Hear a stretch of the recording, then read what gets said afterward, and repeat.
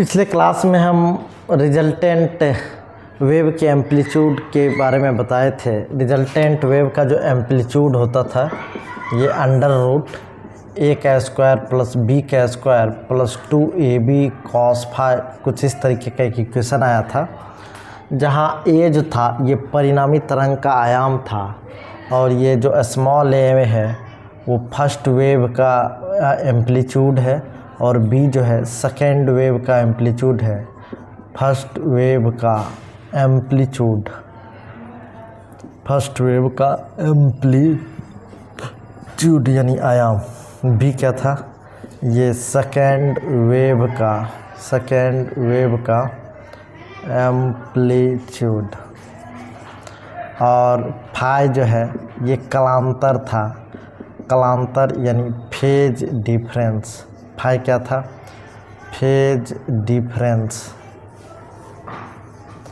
Phi क्या था, phase difference यानी कलांतर। ए क्या था, फर्स्ट वेव का एम्पलीट्यूड और बी क्या, सेकेंड वेव का एम्पलीट्यूड यानी आयाम। और फाई क्या, कलांतर। हमने बोला था इंटेंसिटी जो है ये directly proportional to square of the amplitude होता, यानी जो प्रकाश की तीव्रता है आयाम के वर्ग के समानुपाती होता है। प्रकाश की तीव्रता आयाम के वर्ग के समानुपाती होता है। समानुपाती का चिन्ह हटाएंगे तो समानुपाती नियतांक के रूप में के डालेंगे तो के ए स्क्वायर।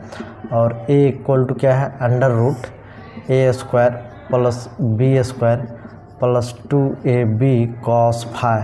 जैसे ही स्क्वायरिंग बोथ साइड करेंगे, स्क्वायरिंग बोथ साइड यानी दोनों ओर वर्ग करने पर, तो इस साइड तो ए का स्क्वायर हो जाएगा लेकिन इस साइड से रूट गायब हो जाएगा तो a square plus b square plus 2ab cos phi हो जाएगा, ये cos फाई। तो आई क्या है, आई जो है इंटेंसिटी ऑफ रिजल्टेंट वेव होगा और ए क्या, amplitude of the resultant wave. तो ये के स्क्वायर के बदले अगर लिखेंगे तो a square plus b square plus 2ab cos phi, 2ab cos phi. तो आई इक्वल टू कितना, तो k a square plus k b square plus 2kab cos phi, कुछ इस तरीके से। देखो अगर हम देखना चाहें तो intensity of first wave is directly proportional to the amplitude of first wave का स्क्वायर। ये फर्स्ट वेव के एम्पलीट्यूड का स्क्वायर करेंगे तो intensity of the first wave आएगा। यहाँ प्रोपोर्शन का साइन हटाएंगे तो प्रोपोर्शनल कांस्टेंट के रूप में के, तो I1 इक्वल टू के ए स्क्वायर। तो देखो यहाँ से I1 बाई के इक्वल टू क्या हो जाएगा, ए स्क्वायर। तो ए इक्वल टू कितना होगा, रूट अंडर I1 अपॉन के। उसी तरीके से I2 directly proportional to the square of the amplitude of second wave. Intensity of the second wave is directly proportional to the square of the amplitude of second wave. Proportion का sign हटाएंगे तो proportionality constant के रूप में यहाँ भी के आएगा तो के बी स्क्वायर। तो यहाँ से बी स्क्वायर इक्वल टू अगर निकालना चाहें तो I2 अपॉन के और b इक्वल टू निकालना चाहिए तो रूट अंडर I2 अपॉन के। तो देखेंगे ये जो इंटेंसिटी है, ये इंटेंसिटी क्या होगा, के ए स्क्वायर। तो के ए स्क्वायर, तो के ए स्क्वायर, तो ये intensity of the first wave. ये क्या हो जाएगा, intensity of the second wave. और 2k ए के बदले हम क्या लिखेंगे, रूट अंडर I1 अपॉन के और ये रूट अंडर I2 अपॉन के और ये क्या हो जाएगा, cos फाई। तो I1 plus I2 plus 2 root under I1 I2। अच्छा ये के का स्क्वायर, तो ये के बटे के क्या हो जाएगा, के बटे के कैंसिल हो जाएगा तो root under I1 I2 simple, ये cos फाई। ये इंटेंसिटी ऑफ क्या आ गया, intensity of resultant wave. Intensity of resultant wave root under I1 I2 cos phi. अब हम cos फाई क्या था, तो फाई था कलांतर, पहले वेव और दूसरे वेव के बीच जो कला में अंतर आ है यानी एम्पलीट्यूड में जो अंतर था। अब देखेंगे intensity of the resultant wave, ये intensity of the first wave, ये intensity of the second wave. अगर इसी में फॉर आई मैक्सिमम की बात करें, फॉर आई मैक्स, तो मैक्सिमम एम्पलीट्यूड कब होगा, जब कॉस फाई का वैल्यू +1 होगा। कॉस फाई का वैल्यू +1 का मतलब है तो I is equal to I1 + I2 + 2 √I1 I2। तो ये क्या हो जाएगा, √I1 का स्क्वायर प्लस √I2 का स्क्वायर प्लस 2 √I1 और √I2। तो इसको लिख सकते हैं √I1 प्लस √I2 इस पूरे का होल स्क्वायर। ये क्या आ जाएगा, आई मैक्सिमम। मैक्सिमम एम्पलीट्यूड कितना होगा, तो मैक्सिमम एम्पलीट्यूड यही, ये maximum amplitude. For I minimum, for I minimum, तो आई मिनिमम तो कॉस फाई इक्वल टू क्या करेंगे, cos phi is equal to -1, cos phi is equal to क्या होगा -1। तो आई मिनिमम इक्वल टू क्या हो जाएगा, रूट अंडर, ये सीधा I1 + I2 + 2 √I1 I2, 2 √I1 I2 और कॉस फाई का वैल्यू क्या होगा, -1। तो -1 तो प्लस गुना माइनस तो क्या हो जाएगा, minus I1 + I2 - 2 √I1 I2। ये क्या आई मिनिमम और ये क्या था, आई मैक्सिमम। तो I minimum equal to √I1 का स्क्वायर प्लस √I2 का स्क्वायर -2 √I1 √I2। ये क्या हो जाएगा, √I1 - √I2 का होल स्क्वायर। ये क्या, आई मिनिमम।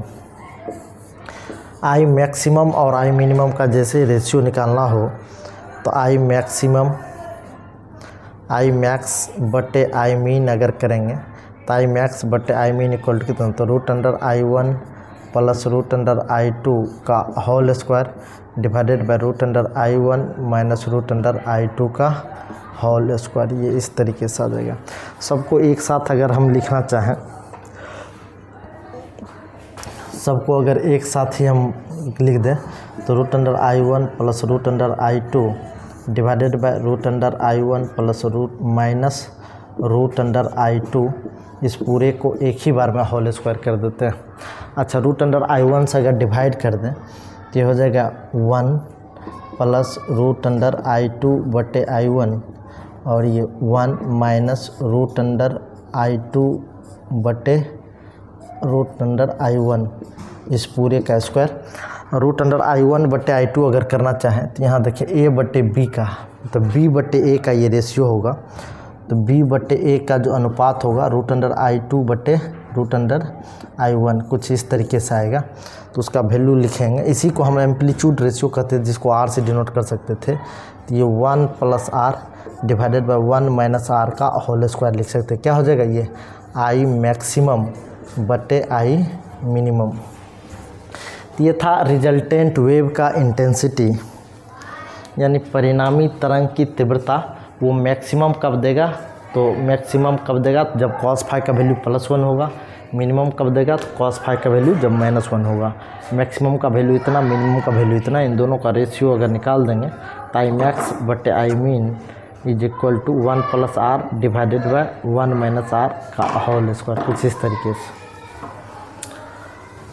अब हम बात करते हैं कलांतर और पथांतर के बीच का संबंध क्या है, क्योंकि उसी से कब मैक्सिमम इंटेंसिटी होगा, कब मिनिमम इंटेंसिटी होगा, वो पता चलेगा।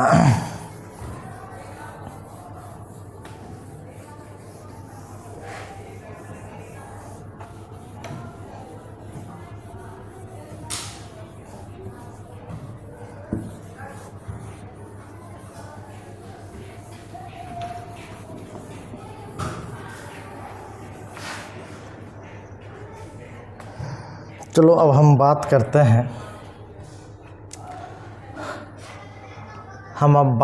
हैं, कलांतर और पथांतर के बीच संबंध का। कलांतर और पथांतर के बीच संबंध। तो कलांतर और पथांतर के बीच संबंध क्या होगा, जैसे मान लीजिए ये एक तरंग है तो यहाँ से यहाँ तक का जो लेंथ होता है इसको लैम्डा कहते हैं, और यहाँ से यहाँ तक ट्रेवल करने में जो टाइम लगा उसको टी कहते हैं। तो ये del phi is equal to 2 pi upon lambda into del x होता है, यानी कलांतर is equal to 2 pi upon lambda into पथांतर, इंटू क्या होता पथांतर। ये कलांतर इज इक्वल टू 2 पाई बटे लैम्डा इंटू पथांतर, कुछ इस तरीके से होता। अब हम बात करते हैं, ये पथांतर है। अब हम बात करते हैं एक नए टर्म के लिए, क्योंकि इंटेंसिटी कब मैक्सिमम आएगा कब मिनिमम आएगा, उसी पॉइंट पे हम, जब मैक्सिमम इंटेंसिटी आता है तो उसी समय हम लोग कंस्ट्रक्टिव इंटरफेरेंस का फॉर्मेशन बोलते हैं। जब मिनिमम इंटेंसिटी आता है तो उस टाइम को हम लोग डिस्ट्रक्टिव इंटरफेरेंस यानी विनाशी व्यतिकरण बोलते हैं। तो हम सबसे पहले व्यतिकरण के बारे में डिफिनेशन देख ही लेते हैं कि व्यतिकरण क्या है। व्यतिकरण को अंग्रेजी में इंटरफेरेंस कहते हैं। क्या कहते हैं? इंटरफेरेंस। ये इंटरफेरेंस क्या है? जब दो या दो से अधिक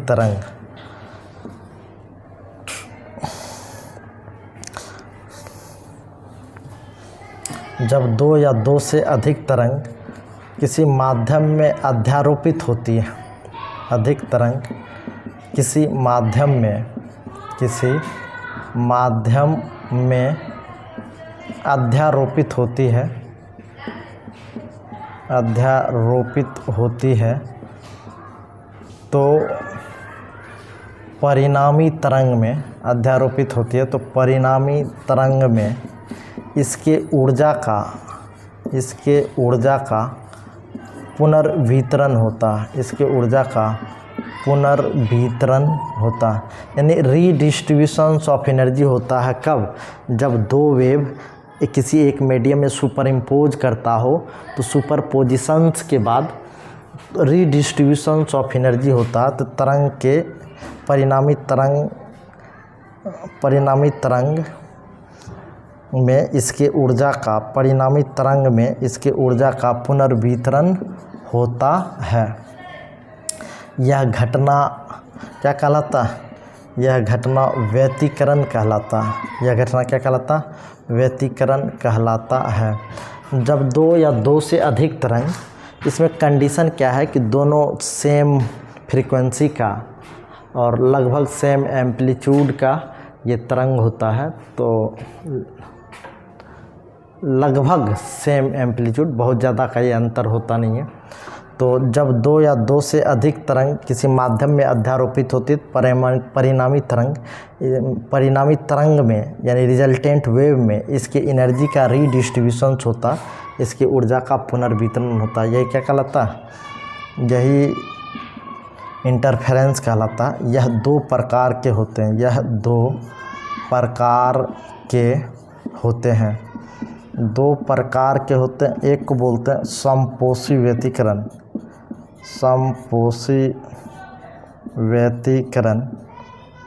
इसको हम लोग बोलते हैं कंस्ट्रक्टिव इंटरफेरेंस।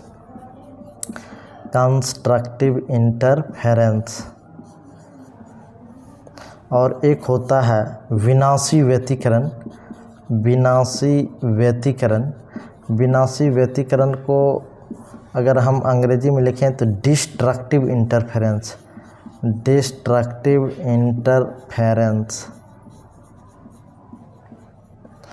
तो समपोषी व्यतिकरण क्या है कि जब दो या दो से अधिक तरंग अध्यारोपित होती है तो इसकी ऊर्जा का जो रीडिस्ट्रीब्यूशन होता है, मतलब एक लाइन में हम बोलें प्रदीप्त क्षेत्र का वह बिंदु, प्रदीप्त मतलब प्रकाशित क्षेत्र, प्रदीप्त क्षेत्र या प्रकाशित क्षेत्र का वह बिंदु जहाँ प्रकाश की तीव्रता अधिकतम हो, प्रकाश की तीव्रता जहाँ अधिकतम हो, प्रकाश की तीव्रता क्या हो? अधिकतम हो, समपोषी व्यतिकरण होता कहलाता है। मतलब प्रकाशित क्षेत्र में या प्रदीप्त क्षेत्र में एक ऐसा बिंदु जहाँ प्रकाश की तीव्रता क्या हो? अधिकतम हो, क्या कहलाएगा? समपोषी व्यतिकरण कहलाता है। और यहाँ दीप्त फ्रिंज यानी ब्राइट फ्रिंज का फॉर्मेशन होता है। डेप्थ फ्रिंज यानी ब्राइट फ्रिंज का फॉर्मेशन होता। ठीक, मतलब प्रकाशित क्षेत्र में उपस्थित एक ऐसा बिंदु जहाँ प्रकाश की तीव्रता क्या हो, अधिकतम हो। जब प्रकाश की तीव्रता अधिकतम हो वहाँ क्या बनता है, वहाँ समपोषी व्यतिकरण होता है यानी कंस्ट्रक्टिव इंटरफेरेंस, वहीं दीप्त फ्रिंज का निर्माण होता है। और विनाशी व्यतिकरण क्या, तो प्रदीप्त क्षेत्र में उपस्थित एक ऐसा बिंदु जहाँ प्रकाश की तीव्रता न्यूनतम हो, जहाँ प्रकाश की तीव्रता कैसा हो, न्यूनतम हो, वहाँ विनाशी व्यतिकरण होता है और वहीं अदीप्त फ्रिंज का निर्माण होता है। अदीप्त फ्रिंज का निर्माण होता, इसको बोलते हैं डार्क फ्रिंज। क्या बोलते हैं, डार्क फ्रिंज। अब है कि किस पॉइंट पे कंस्ट्रक्टिव इंटरफेरेंस होगा और किस पॉइंट पे डिस्ट्रक्टिव इंटरफेरेंस होगा, इसके लिए थोड़ा सा कैलकुलेशन करना पड़ेगा। या कंस्ट्रक्टिव इंटरफेरेंस का क्या कंडीशन होगा, डिस्ट्रक्टिव इंटरफेरेंस का क्या कंडीशन होगा। कंडीशन में तो उसके लिए पथांतर कितना होना चाहिए दो वेव के बीच, या कलांतर कितना होना चाहिए दो वेव के बीच, इन सब के बारे में अब हम बात करते हैं। तो कुछ नहीं, हम सीधा सा कंडीशन लगाते हैं। समपोषी व्यतिकरण के लिए जहाँ प्रकाश की तीव्रता क्या हो, अधिकतम हो, समपोषी व्यतिकरण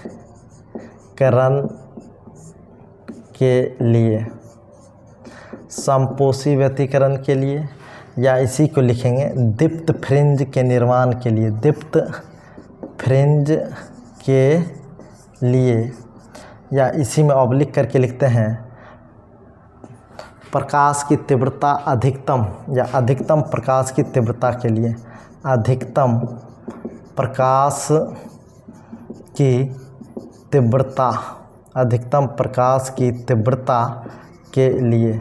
ये अधिकतम प्रकाश की तीव्रता कितनी होगी, इसके लिए हम बात करते हैं। तो ये cos phi is equal to क्या होगा, +1। हमने पीछे बात किया था कि मैक्सिमम इंटेंसिटी कहाँ होगा, तो जहाँ cos फाई का वैल्यू मैक्सिमम होगा। cos फाई का वैल्यू मैक्सिमम कहाँ होता था, +1 पे। अभी हम पीछे बात किए भी थे। तो cos फाई का वैल्यू +1 कब कब होगा, जब cos 0 हो, या जब cos 2 पाई हो, या cos इंटीग्रल मल्टीपल ऑफ पाई हो, 2 पाई हो, ये 2n पाई कर देते हैं, जहाँ n जो है ये 0 1 2 3 इस तरीके से डॉट डॉट डॉट जाए, तो cos 2n पाई। तो इसलिए फाई इक्वल टू क्या हो जाएगा, 2n पाई। यानी जब कलांतर, जब दो तरंगों के बीच कलांतर, तरंगों के बीच कलांतर 2 पाई का पूर्ण गुणज हो, कलांतर 2 पाई का पूर्ण गुणज हो, पूर्ण गुणज हो, तो समपोषी व्यतिकरण होता, समपोषी व्यतिकरण होता है। जो दो तरंगों के बीच कलांतर कितना, 2 पाई का पूर्ण गुणज हो, तो क्या होता, समपोषी व्यतिकरण होता है। तो इसी में कई बार पथांतर के बीच अगर पूछेगा, पथांतर के लिए क्या कंडीशन होना चाहिए, चूँकि अभी तुरंत हम बताए थे कि del phi equal to 2 pi बटे लैम्डा इंटू डेल्टा एक्स। तो डेल्टा एक्स इक्वल टू कितना हो जाएगा, lambda upon 2 pi into delta phi. तो चूँकि डेल्टा फाई जो है ये कलांतर 2n पाई होता था असमपोषी व्यतिकरण के लिए, यानी अधिकतम तीव्रता के लिए। तो पथांतर कितना हो जाएगा, ये लैम्डा अपॉन 2 पाई और ये कितना हो जाएगा 2n पाई। तो 2 से 2 कैंसिल, पाई से पाई कैंसिल, तो ये हो जाएगा n लैम्डा। जो पथांतर कितना हो जाएगा, लैम्डा का पूर्ण गुणज। दो तरंगों के बीच, दो तरंगों के बीच कलांतर, कलांतर लैम्डा का पूर्ण गुणज हो, पूर्ण गुणज हो, तो समपोषी व्यतिकरण होता, समपोषी व्यतिकरण होता है।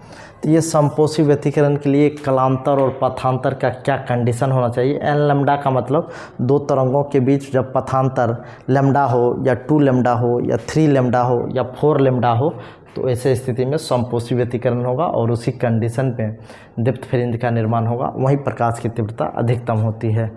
कलांतर जब 2 पाई का पूर्ण गुणज हो तो वैसी परिस्थिति में अधिकतम तीव्रता होती है, वहीं संपोषी व्यतिकरण होता।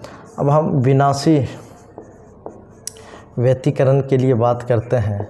विनाशी व्यतिकरण यानी डिस्ट्रक्टिव इंटरफेरेंस। तो डिस्ट्रक्टिव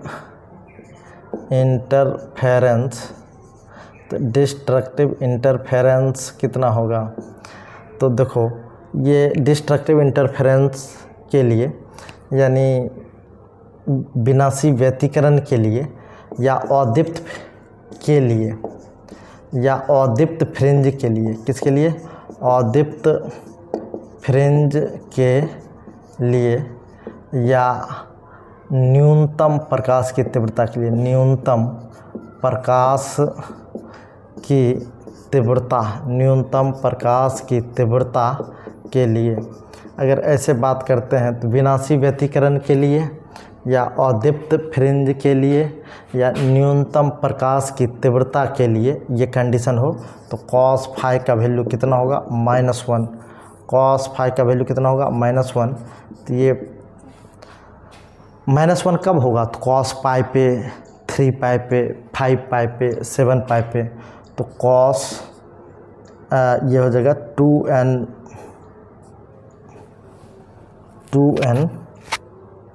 + 1 पाई या 2n - 1 pi, odd multiple of pi. क्या हो जाएगा, ऑड मल्टीपल ऑफ पाई,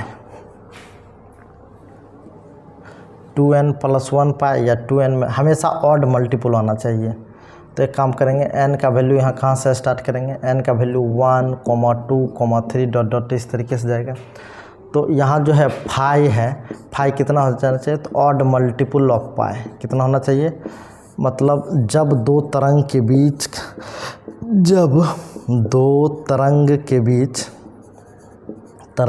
बीच कलांतर यानी कला में अंतर यानी फेज में अंतर, कलांतर पाई का विषम गुणज हो, पाई का विषम गुणज हो तो विनाशी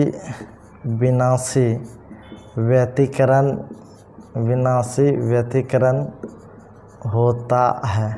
विनाशी व्यतिकरण होता है जब दो तरंग के बीच कलांतर में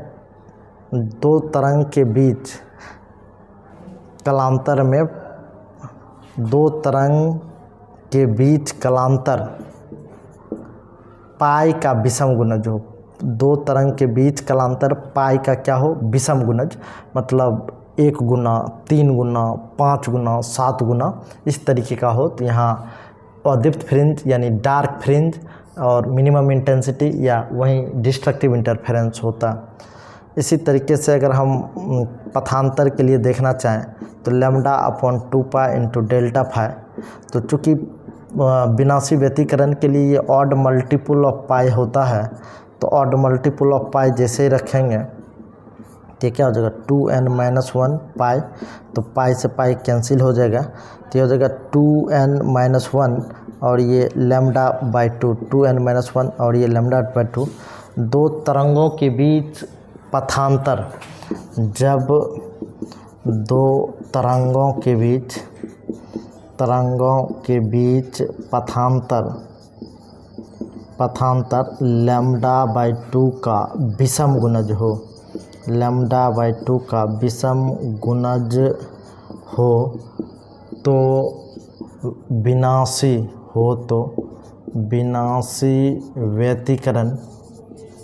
विनाशी व्यतिकरण होता है। तो ये था डिस्ट्रक्टिव इंटरफेरेंस और कंस्ट्रक्टिव इंटरफेरेंस के लिए क्या सब कंडीशन होता है। अब हम बात करें कि इसको मतलब डायग्राम के माध्यम से देखना चाहें कि कहाँ संपोषी व्यतिकरण होगा, कहाँ विनाशी व्यतिकरण होगा, तो एक छोटा सा रफली डायग्राम हम बनाते हैं जो यंग के डबल स्लिट एक्सपेरिमेंट से आता है। हालांकि हम इसके अगले वीडियो में बताएंगे यंग्स के डबल स्लिट एक्सपेरिमेंट से कि डबल स्लिट एक्सपेरिमेंट में के वजह से कि फ्रिंज विथ कितना होगा, डार्क फ्रिंज विथ या ब्राइट फ्रिंज विथ, या फ्रिंज विथ सिंपली कितना होगा, और सातवां ब्राइट फ्रिंज कहाँ बनेगा, आठवां ब्राइट फ्रिंज या डार्क फ्रिंज कहाँ बनेगा, सेंट्रल ब्राइट फ्रिंज कहाँ बनेगा। तो इस तरीके के यंग्स के डबल स्लिट एक्सपेरिमेंट से जो फ्रिंज की पोजीशन निकाली जाती है, मतलब सातवां फ्रिंज, आठवां fringe, bright fringe, dark fringe या फ्रिंज विथ, इन सब के लिए कैलकुलेशन हम कल करेंगे। आज मोटा मोटी हम देख लेते हैं कि ये जो हमने बताया कि दो वेव जब किसी माध्यम में सुपर इम्पोज करता है तो सुपरपोजिशंस के बाद जो एक रिजल्टेंट वेव बनता है, तो रिजल्टेंट वेव में इसकी ऊर्जा का पुनर्वितरण होता है। तो किसी पॉइंट पे ऊर्जा का मान मैक्सिमम हो जाएगा, किसी पॉइंट पे ऊर्जा का मान मिनिमम हो जाएगा। जिस पॉइंट पे ऊर्जा का मान मैक्सिमम होता है वहाँ ब्राइट फ्रिंज, और जिस पॉइंट पे मिनिमम होता है वहाँ डार्क फ्रिंज। किस पॉइंट पे मैक्सिमम होता था, तो मैक्सिमम वहाँ होता था जहाँ दो तरंगों के बीच कलांतर 2 पाई का पूर्ण गुणज होता था। अच्छा, मिनिमम कहाँ होता था, जहाँ दो तरंगों के बीच जो कलांतर है वो λ/2 का विषम गुणज होता था। तो हम मानते हैं कि दो ये पॉइंट सोर्स है और इस दो पॉइंट सोर्स से मतलब यंग्स डबल स्लिट एक्सपेरिमेंट के माध्यम से दिखाना चाह रहे हैं। तो जैसे वेव ऐसे जाता है ना, तो इसके क्रेस्ट को दिखाना होगा, तो हम सॉलिड लाइन खींचेंगे। सॉलिड लाइन मेरा क्रेस्ट को बताएगा, क्रेस्ट यानी शीर्ष, ये शीर्ष को बताएगा, और ये डॉटेड लाइन जहाँ कहीं भी खींचेंगे वो गर्त को बताएगा। तो हर गर्त यानी ट्रफ, गर्त यानी ट्रफ, TROUGH। तो जहाँ भी सॉलिड लाइन खींचेंगे वो क्या होगा, क्रेस्ट, और जहाँ भी डॉटेड लाइन खींचेंगे वो क्या होगा, ट्रफ। तो सॉलिड और डॉटेड ये लगातार आता जाएगा। दो सॉलिड या दो डॉटेड जब कभी भी मिलेगा तो यहाँ जो फ्रिंज विथ बनेगा ये ब्राइट फ्रिंज विथ बनेगा। कैसा फ्रिंज विथ बनेगा, ब्राइट फ्रिंज बनेगा। तो इसको हम ब्राइट से इस तरीके से दिखा देते हैं, B मतलब ब्राइट, जहाँ दोनों सॉलिड या दोनों डॉटेड वेव सुपर इम्पोज हो रहा हो। क्यों, क्योंकि इस जगह जो कलांतर है वो 2 पाई का पूर्ण गुणज होगा। कलांतर यानी 2 पाई का पूर्ण गुणज होगा, या पथांतर कहें तो लैम्डा का पूर्ण गुणज होगा। लेकिन जहाँ एक शीर्ष और एक गर्त मिलेगा वहाँ विषम गुणज होता है 2 पाई का, मतलब पाई का विषम गुणज हो जाएगा, तो वो डार्क फ्रिंज बन जाएगा। कौन सा फ्रिंज बन जाएगा, डार्क फ्रिंज। ये ब्राइट फ्रिंज B और डार्क फ्रिंज के लिए D, इस तरीके से। तो चूँकि यहाँ एक शीर्ष है और एक गर्त है, एक शीर्ष और एक गर्त सुपर इम्पोज होने का मतलब कलांतर पाई का विषम गुणज होगा, किसका, पाई का, और यहाँ मतलब 2 पाई का पूर्ण गुणज होगा। यहाँ भी 2 पाई का पूर्ण गुणज होगा, जिसकी वजह से दोनों सॉलिड और दोनों डॉटेड में ब्राइट फ्रिंज बनता चला जाएगा। तो वेव जो जाता है एक सॉलिड और एक डॉटेड लगातार चलता चला जाएगा, एक सॉलिड और एक डॉटेड। चूँकि हम नाप के तो डायग्राम बना नहीं रहे हैं, तो हो सकता है कि डायग्राम में थोड़ा सा परेशानी आए, लेकिन हम मोटा मोटी अंदाज़ा जितने डिस्टेंस पे सॉलिड लाइन खींचेंगे उतने लगभग सेम डिस्टेंस पे डॉटेड, फिर उतने सेम डिस्टेंस पे डॉटेड। चूँकि एक शीर्ष एक गर्त, एक शीर्ष एक गर्त लगातार वेव का आएगा। ये जो एक पॉइंट सोर्स के तरह काम करेगा, तो हर डायरेक्शन में शीर्ष और गर्त हर डायरेक्शन में ये फैलता आगे चला जाएगा। तो यहाँ भी एक शीर्ष, फिर एक गर्त, फिर एक शीर्ष, फिर एक गर्त, लगातार एक शीर्ष और एक गर्त, इस तरीके से चलता चला जाएगा, एक शीर्ष एक गर्त, इस तरीके से। तो ये क्या है, ये जो दोनों सॉलिड या दोनों ब्राइट बन रहा है, तो यहाँ एक डॉटेड, यहाँ एक डॉटेड, तो देखेंगे ये जो लाइन है ये ब्राइट फ्रिंज का बनेगा, और एक सॉलिड एक डॉटेड, एक सॉलिड एक डॉटेड, यहाँ जो बनेगा ये डार्क बनेगा। पुनः ये दोनों सॉलिड या दोनों डॉटेड, दोनों सॉलिड या दोनों डॉटेड, यहाँ ब्राइट बनेगा। फिर से एक सॉलिड एक डॉटेड, एक सॉलिड एक डॉटेड, यहाँ से डार्क ब्राइट, पुनः डार्क बनेगा, और पुनः से एक सॉलिड, यहाँ देखेंगे दोनों क्या है, दोनों डॉटेड या दोनों सॉलिड, तो इस तरीके से ब्राइट डार्क आते चला जाएगा, इस तरीके से। यहाँ ब्राइट बन जाएगा, यहाँ क्या बनेगा ब्राइट। तो अल्टरनेट ब्राइट डार्क ये बनता चला जाता है। इस तरीके से आप लोग एनसीईआरटी में अगर देखेंगे तो इस तरीके का डायग्राम आपको मिल जाएगा। ब्राइट डार्क मतलब जहाँ दोनों सॉलिड मिल गया वहाँ ब्राइट, जहाँ एक सॉलिड और एक डॉटेड मिल गया डार्क, जहाँ दोनों डॉटेड या दोनों सॉलिड मिल गया वहाँ ब्राइट फ्रिंज का फॉर्मेशन होता चला जाएगा। यंग्स के डबल स्लिट एक्सपेरिमेंट का ही ये रफली डायग्राम हमने बना है। अगले वीडियो में अब हम बताएंगे कि किस किस पोजीशन ब्राइट और डार्क बनेगा। चलिए धन्यवाद।